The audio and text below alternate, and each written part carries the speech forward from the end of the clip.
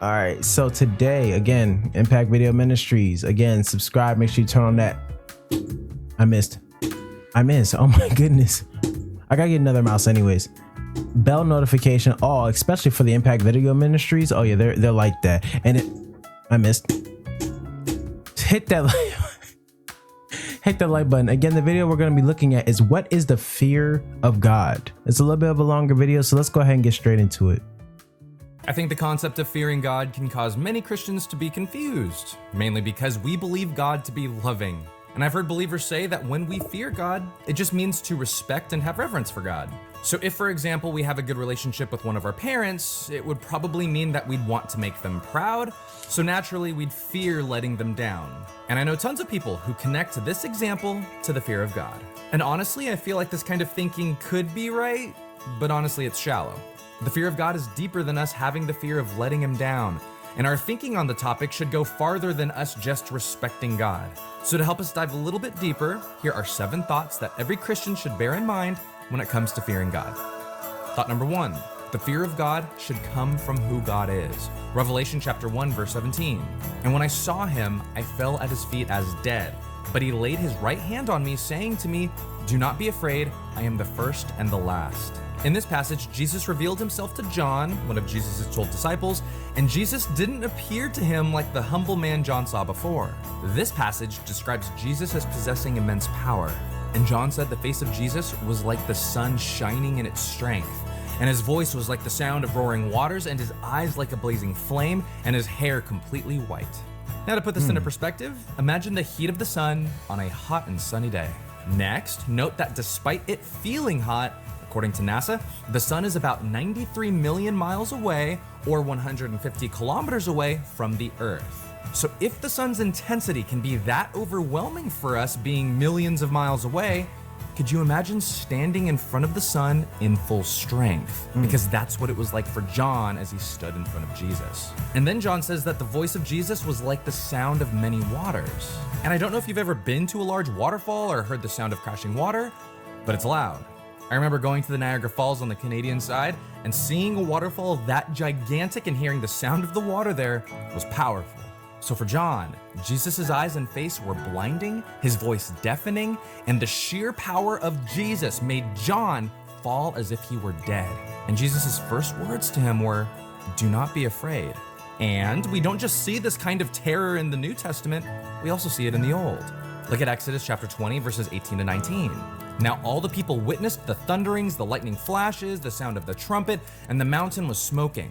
And when the people saw it, they trembled and stood afar off. Then they said to Moses, "You speak with us, and we will hear, but let not God speak with us, lest we die." In this passage, God was on Mount Sinai, and his power caused the skies to thunder and flash lightning. And as the people saw the mountain smoking, they told Moses that they'd rather talk to him as opposed to God out of fear of dying. You see, the people were rightly afraid of God when they saw him for who he actually was. And the reason why is because God's power is infinite. And if you consider who God is and what he's done, we should reach a place of complete awe and fear. He is the creator of the universe, the billions of galaxies, and he's the creator of our souls, and is the judge of them, and is the ultimate decider of whether people live for eternity in heaven or in complete torment in the flames of hell. Just imagine that. God decides what happens to you. I know many people today will mock God and will depict God and Jesus as figures to make fun of, and they'll make comics or YouTube videos and pretend to be God.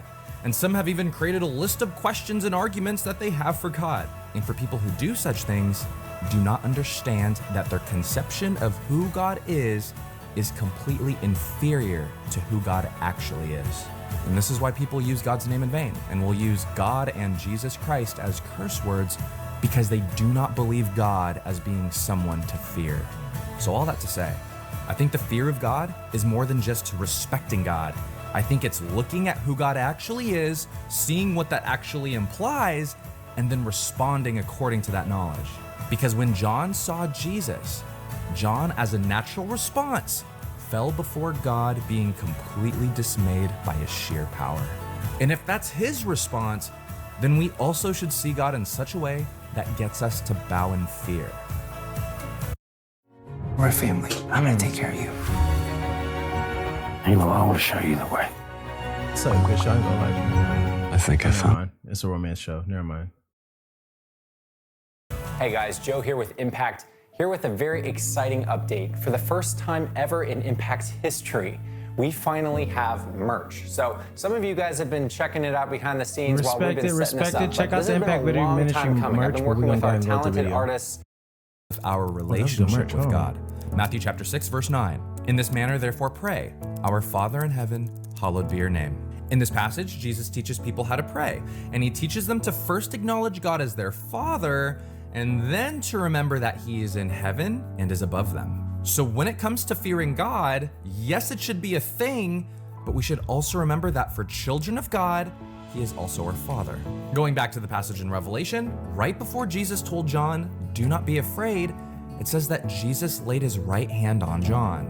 And what I find so interesting is that in that same chapter, Jesus describes his right hand as having 7 stars, which seem to represent the control of the 7 churches. So the same hand that possesses power and control is the same hand that he uses to console his people.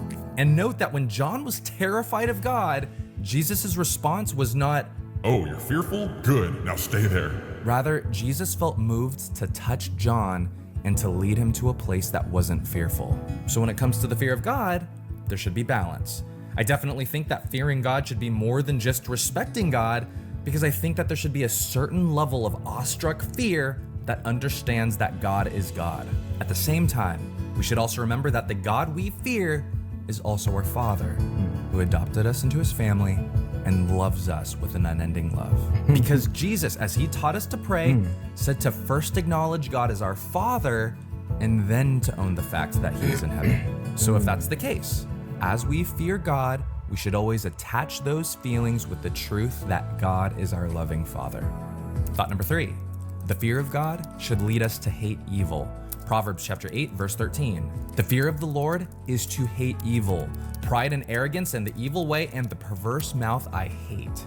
In this passage, King Solomon speaks explicitly about the fear of the Lord, and King Solomon says that the fear of the Lord is to hate evil. So when it comes to fearing God, a natural result that should come out of that is hating evil. So this is what it looks like. As followers of God, we understand that God is the creator of the world and our souls. And because he's just and righteous, he must punish all sin and evil. And that's a problem because all people are sinners. At the same time, he's also loving and wanted to give people a chance to escape punishment. So since the punishment for sin is death, God sent Jesus to pay for the penalty of our sins, and he died in our place. So note here that Jesus died for the sins and evil that we've done in our lives. So just think about how God feels about sin. It's not something that he enjoys in the slightest. In fact, sin was the reason why his most precious son died. And in Romans chapter 1, verse 18, God's attitude towards sin and righteousness is revealed, and it says that God has complete wrath and anger towards it. So if we as God's children accept God's love, grace, and mercy, shouldn't we also adopt his heart and attitude towards sin? I think oftentimes we coddle sin and allow it to hang out in our lives. And we watch shows or videos that aren't really good, or we hang out with people that lead us to evil, or we allow things in our life that poison our walk with God. When in reality, our attitude towards the things that hurt our faith should be hatred. And if we hate those things, we would take measures to stay away from those things. And I should clarify, the passage says to hate evil, not people. So don't just associate people with evil and choose to hate them too. The idea is to see the evil that God hates, to understand why he hates it, and then to adopt his heart to hate it too, and then to have nothing to do with it. You see, there's a reason why God hates pride, and it's probably because it can lead to selfishness, and the list goes on. But the idea is to understand that as we fear God, we should begin seeing evil the way that God does. And if we do that correctly, it should lead us as followers of God to a place of disgust and hatred, because those sinful actions were the very reason why Jesus, whom we love, died the worst death imaginable. Thought number 4, The fear of God should influence our relationships. Acts chapter 9, verse 31. The church then had peace throughout Judea, Galilee, and Samaria, and it became stronger as the believers lived in the fear of the Lord. And with the encouragement of the Holy Spirit, it also grew in numbers. In this passage, the early church had peace, and it says that the church got stronger because they lived in the fear of God, and because of the Holy Spirit, more people became followers of God. So note how strength and growth were the result of fearing the Lord. So in the same way, our fear of God should affect our actions and should cause us to hate evil in the same way God hates evil. Our fear of God should also affect our relationships with people. To God, people are priceless and worth protecting, helping, supporting, and worth dying for. And because the early church feared God, it led to those people being strong. And the peace and strength that they exhibited caught the attention of people around them, and they too wanted to be part of the church. And the church grew. So all that to say, our fear of God should not just affect our actions, like the early church, it should also affect our relationships with people. Someone who demonstrated this really well was David when he spared King Saul's life. King Saul was jealous of David and tried to kill David multiple times. And when David had the opportunity to kill Saul, David refused. And the reason why is because David knew that despite the fact that Saul was a bad guy, he was still the king that God chose. Any ordinary person would have gladly killed the person who was trying to kill them, but David's view of God affected the way he saw Saul, and as a result, he chose to spare him. So in the same way, our view of God should affect the way we view our mom, our dad, our family, and those people in our life that we don't like, because at the end of the day, God loves those people. And if that's the case, we should consider how God feels about someone as we interact with them. Thought number 5, the fear of God should overpower our fear of man. Matthew chapter 10, verse 28. And do not fear those who kill the body, but cannot kill the soul, but rather fear him who is able to destroy both soul and body in hell. In this passage, Jesus was teaching his 12 disciples that they should not fear people who can only kill the body, but to instead fear God who can destroy both the body and soul in hell. And here, we are met with another sobering truth about God. He has the power to destroy people in hell. And if you think that's evil, it isn't. It's actually completely just. Because according to the Bible, we're all sinners, and we all rightly deserve to be punished. But God made a way out of hell for people. So if people believe that Jesus died for their sins, then they can avoid the punishment of hell. I think many people confuse hell as being the devil's place and think that heaven is God's place. But the reality is that heaven and hell both belong to God. Going back to that passage in Revelation, Jesus says in chapter 1, verse 18, that he has the keys to Hades and death. And later in Revelation chapter 20, verse 14, Jesus says that death and Hades, being cast into the lake of fire, is the second death. So this means that Jesus has complete control of who goes to hell or the lake of fire. And owning this truth puts things into perspective because it gets us to think differently about what people could do to us. I mean, yeah, people could kill us, but really that's all that people can do. And it's only a one moment thing, but hell lasts for an eternity. There is no end. And Jesus tells his followers not to fear people, but to fear God, because there is no comparison between what people can do and what God can do. So note that, yeah, we should love God, but Jesus flat out told Christians that they should fear God, and that fear should overshadow their fear of man. So for us, we need to remember this and really consider who God is, because God is not just the God of heaven, he is also the God of hell. And according to Matthew chapter 25, verse 41, hell is a place of eternal fire that was made specifically for the devil and his demons. And while this can sound scary and intimidating, I want you to think of thought number 6. The fear of God should lead to safety.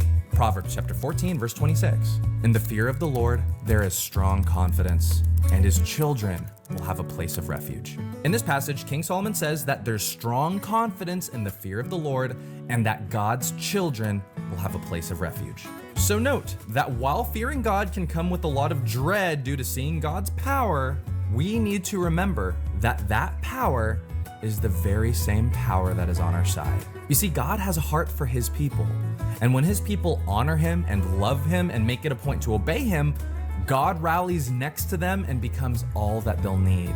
So note that one characteristic of love is becoming whatever their loved one needs at that moment of time. So when the Israelites needed deliverance from the Egyptians, God sent them a deliverer and plagues to free them. And when David needed protection against his enemies, God gave him victory and valiant men to fight alongside him. And when people were on their way to hell because of their sins, God sent his son Jesus to save them, and he paved a way for them to go to heaven instead.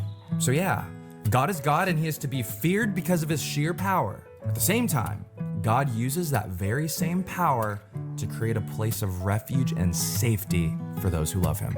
So for you, yes, fear God, but also remember what God's power has done for you. Through his power, we have the hope of heaven, access to God's unending love, and gives us the strength to overcome anything that stands against us. And thought number 7, the fear of God should be a lifestyle. Proverbs chapter 23, verse 17. Do not let your heart envy sinners, but live in the fear of the Lord always. In this passage, King Solomon tells his listeners not to allow their hearts to covet what ungodly people have, but to always live in the fear of the Lord.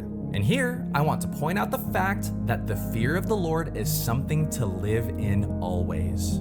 A.W. Tozer rightly says, what comes into our minds when we think about God is the most important thing about us. Because if we understand God to be absolutely holy, all-powerful, completely just, and perfectly wise, and on top of that is infinite, then we'd rightly fear God. And when that fear is tethered with the truth of God's word, that fear turns into comfort. So that being said, the fear of the Lord is what this world needs. And not just for unbelievers, but Christians everywhere need to own the fact that our God is to be feared, because a heart that fears God correctly is one that will flee sin and treat people correctly, because that heart will know that God sees all. And while that may seem intimidating, the truth still stands, that God, while he is terrifyingly infinite in power, still possesses a heart that desires to hold us close and bless us beyond measure. Okay? So if you have questions on what it means to fear God, remember these 7 thoughts. The fear of God should come from who God is. The fear of God should be paired with our relationship with God. The fear of God should lead us to hate evil. The fear of God should influence our relationships. The fear of God should overpower our fear of man. The fear of God should lead to safety. And the fear of God should be a lifestyle. So may we all learn to fear God correctly and regularly. And may that fear turn to comfort and love for the God who saved us. So may you rest in these truths. And as you do, I hope you remember today that Jesus loves you. That's it. So listen, that's one of the biggest things that I feel like is a big misunderstanding when it comes to fearing the Lord. Oh, what does that mean? Oh, it means that you had to be scared of him. Oh, that means that you have to do what he says. Otherwise, people think of the worst case scenarios. But fearing God, number one, does come with understanding his immense power. In the book of Revelation, again, his immense power was shown, and the disciple John completely fell as if he was dead. Now, imagine how much power that has to be. I know you guys get fazed by the sun. I know you get fazed by, certain competitions, maybe in track, and you're a little bit shaky, but to completely faint, to my anime lovers, hockey? No. It's not even to that level. It's way more than just something that we can even fabricate. We have to understand that, number one, we fear God because we know his strength. There's a lot of people out here, again, who's making fun of God because they just don't understand what he can do. Matter of fact, they don't believe that he can do what he has already done. This universe, this just didn't come from nothing. The things that we see every single day, the animals that interact with us, somebody created that. How everything works together, plagues, even happiness, the immense happiness that you feel for certain small things like winning a video game. Like that is what he can provide more than you can ever understand. So when we number one, to fear God means to understand his power, right? Number two, let me go to the next one. Hold on. And not only that, you have to, again, like they were saying inside the video, Impact Video Ministries, subscribe, like, you see what I'm saying? We have to understand that, again, even though you understand what God can do, which you can't really fully, but even if you have a small idea of what God can do, remember also that he is your father, and that also he cares for everything that you want in life. Again, I like to remember inside the Bible how God Jesus provided wine for the wedding. It may seem small to some people, but it may be important to another person. Whether that be you trying to get through school, your Father is trying to help you with your mission, with your plan, accordingly to his will. You have to understand, I also tell people this as well, is that, oh, I just don't see how my gift could help God. You have the desire to sing, you have the desire to make videos, you have a desire because God gives you that desire, right? He gives you this plan, he gives you this idea. There's a reason why you keep on having the same dreams, why you keep on having the same ideas of you being on stage, why you keep on having the same ideas of reaching out to many people, right? Is because that is God's scope of what you can do with your talent. It is only you, it is only the enemy that is limiting you from doing that. And that's one of the limiters I had to take off of my life, is that, you know what? I don't know why I'm not pushing like this. I don't know why I'm not pushing full time. I know I have an idea. I know I have this platform. I know that I have a lot of people that think that it's a great, something they've never seen before. They love the concept. They love the idea. Then why I'm getting God's okay, and I'm getting it okay from people. So what's stopping me? Nothing but me. That's why I locked in. That's why I decided to lock in, and you should too. And we have to understand that, again, I need you guys to understand that, again, understanding God's power, but also understanding that he is your Father that is using this power to, number one, provide for you, and number two, protect you. People don't understand, like, oh, well, the devil, when I go to hell, I'm a party.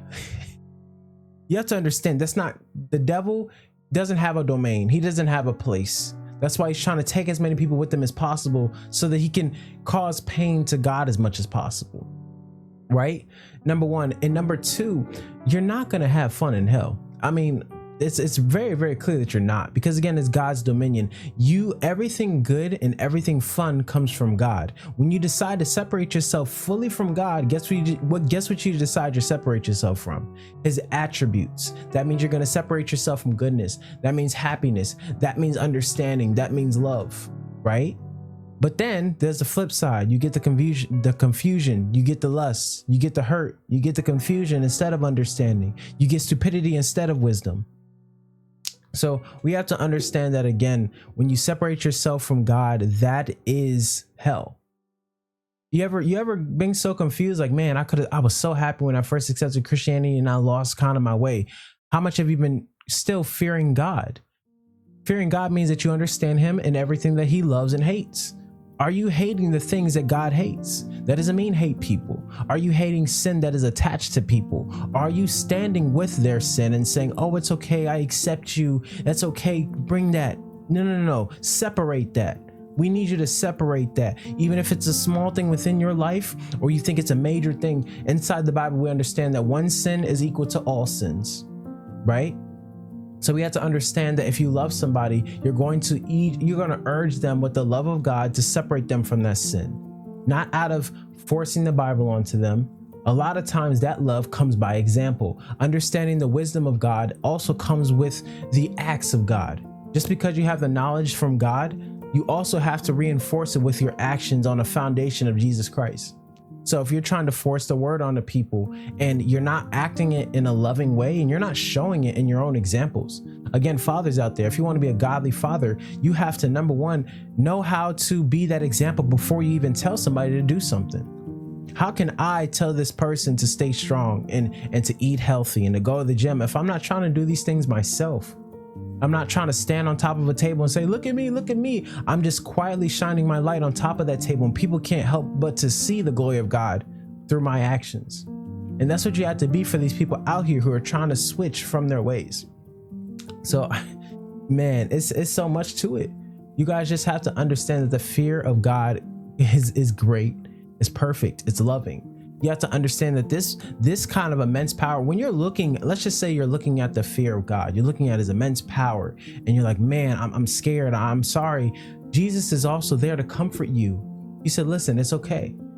So instead of you looking at that presence, that immense power, how about you stand next to it and understand that it is what pushes away all evil. It is what pushes away the things that are trying to attack you. This fear of God is not against you. It is with you. Understand that the fear of God and the power and strength of him is your Father.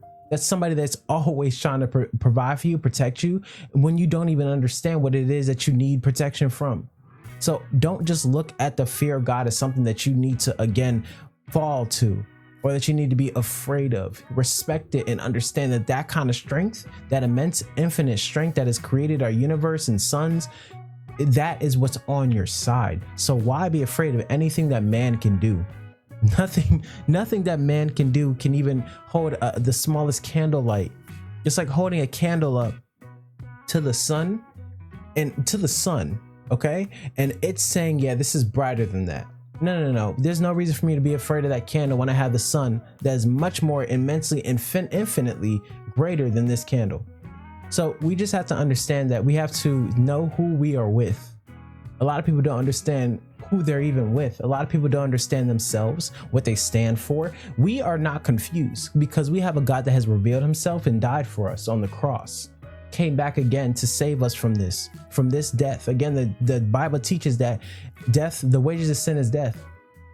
So we have a God that is personal. We have a God that is loving. We have a God that is protecting us, and he shields us from the things that trying to attack us. But we have to understand his attributes and what he can do. Once you understand what God can do, then what is it that man can do? What is it that this little boy, what is his name? Little Slytherin boy, what can he do? Like, honestly, what can he do that God doesn't allow? Inside the book of Job, he allowed these misfortunes to happen to Job.